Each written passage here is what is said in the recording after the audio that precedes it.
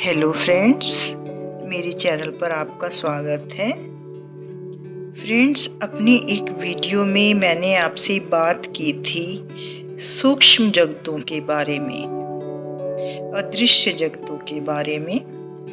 अदृश्य जगत कितने हैं, कहाँ पर स्थित हैं और कौन कौन से हैं। आज मैं बात करने वाली हूँ भौतिक जगत के बारे में। भौतिक जगत, स्थूल जगत, अर्थात ये धरती जिस पर हम रहते हैं। इस स्थूल जगत में बहुत सारी विसंगतियां हैं, बहुत सारी उथल पुथल है, लेकिन फिर भी इसका हमारे जीवन के लिए क्या महत्व है, इस जगत के निर्माण की क्या आवश्यकता थी, आज हम इसी बारे में बात करेंगे। तो आज का विषय है भौतिक जगत, और यह विषय मैंने श्री माता जी की पुस्तक सूर्यालोकित पथ से लिया है। किसी साधक का प्रश्न है, क्या यह ठीक नहीं है कि सृष्टि में जो अनेक विध जगतों का समूह है, हमारा भौतिक जगत सबसे नीची श्रेणी का है। माता जी कहती हैं, हमारा अत्यंत स्थूल जगत है, परंतु यह स्थूल होने के कारण नीची श्रेणी का नहीं है। यदि यह नीची श्रेणी का है तो इसलिए कि यह अज्ञानमय और अंधकारमय है, न कि इसलिए कि यह स्थूल है। जड़ तत्व को अज्ञान और अंधकार का पर्यायवाची बना देना भूल है।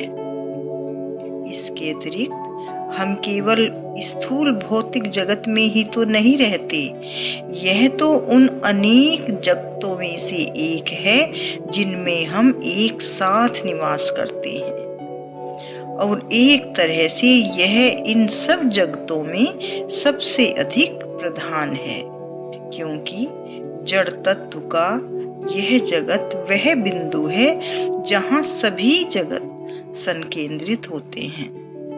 यह वह क्षेत्र है जहाँ सभी जगत ठोस रूप धारण करते हैं।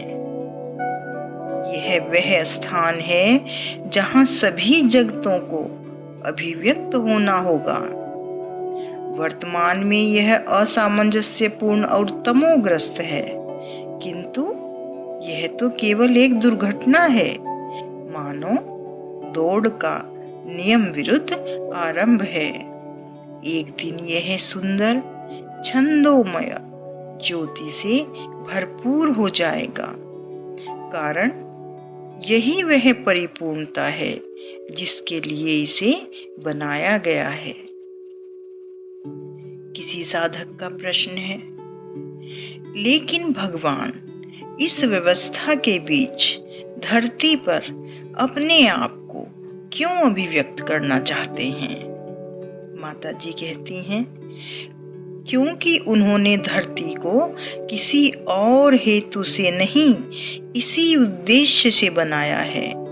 धरती स्वयं भगवान ही है, लेकिन है विकृत रूप में, और वे उसे फिर से उसके सत्य में स्थापित करना चाहते हैं। धरती उनसे पृथक, अर्थात भगवान से पृथक और पराई वस्तु नहीं है। यह भगवान का ही एक विकार है, जिसे फिर से वही बन जाना चाहिए जो वह सार तत्व में था, यानी भगवान बन जाना चाहिए।